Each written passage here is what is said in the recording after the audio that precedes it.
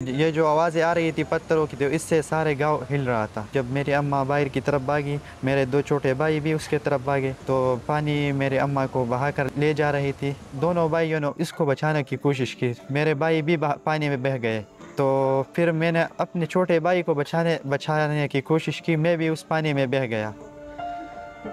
روح الامین بنیر میں بے شنئی سے تعلق رکھتے ہیں.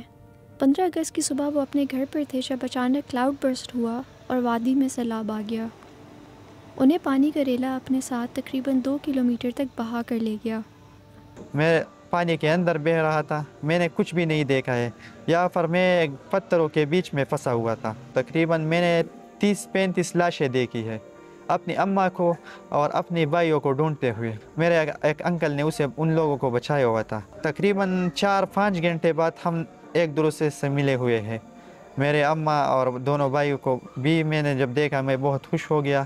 لیکن گاؤں میں ایک ماتم سا تھا. بے شنئی گاؤں سے ہم نے پہاڑوں کے اوپر ٹانٹا کا رخ کیا. ٹانٹا بنیر کے پہاڑوں کی چوٹی پر ایک گاؤں ہے.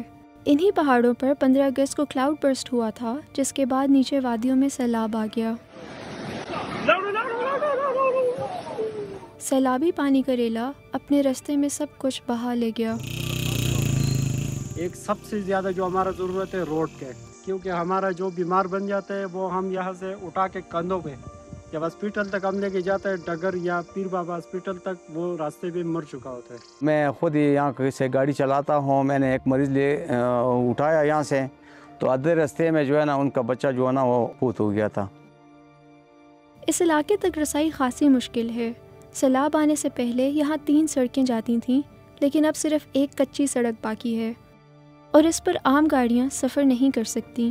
کندھے پر ہم لوگ سامان لے کے آتے ہیں وہاں سے. تقریباً پہلا 2 گھنٹہ لگتا تھا. جب روڈ صحیح تھا خراب ہو گیا. ابھی 4 گھنٹے میں ہم نہیں آ سکتے.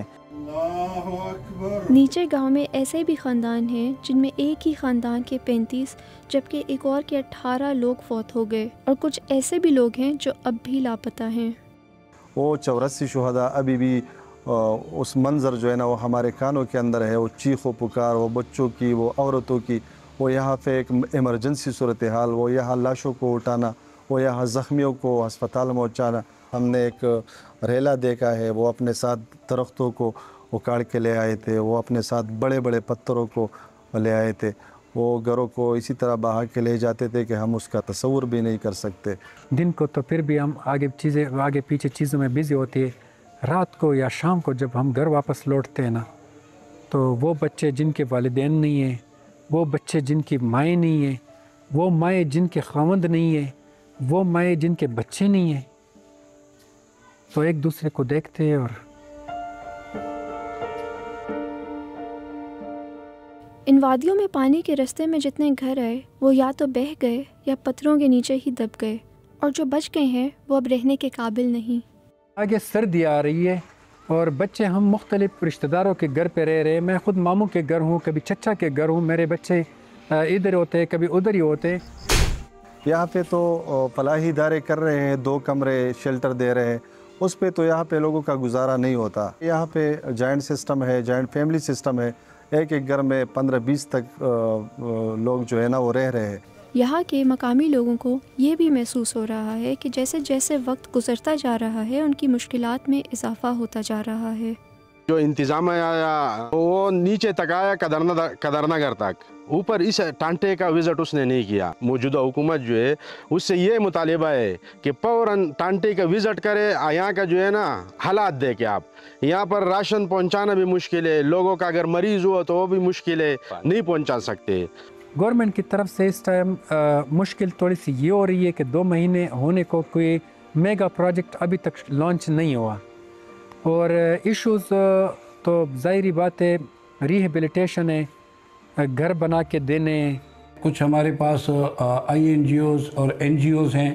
کچھ انہوں نے وعدے کیے ہیں. کچھ government of Khyber Pakhtunkhwa funds دے رہی ہے ان لوگوں کے لیے. تو ابھی ہمارے ذہن میں سب سے پہلے تو ان لوگوں کی گھروں کی آباد کاری ہے، کیونکہ اگلے مہینے سے یہاں پہ سردیاں شروع ہو جاتی ہیں بہت زیادہ.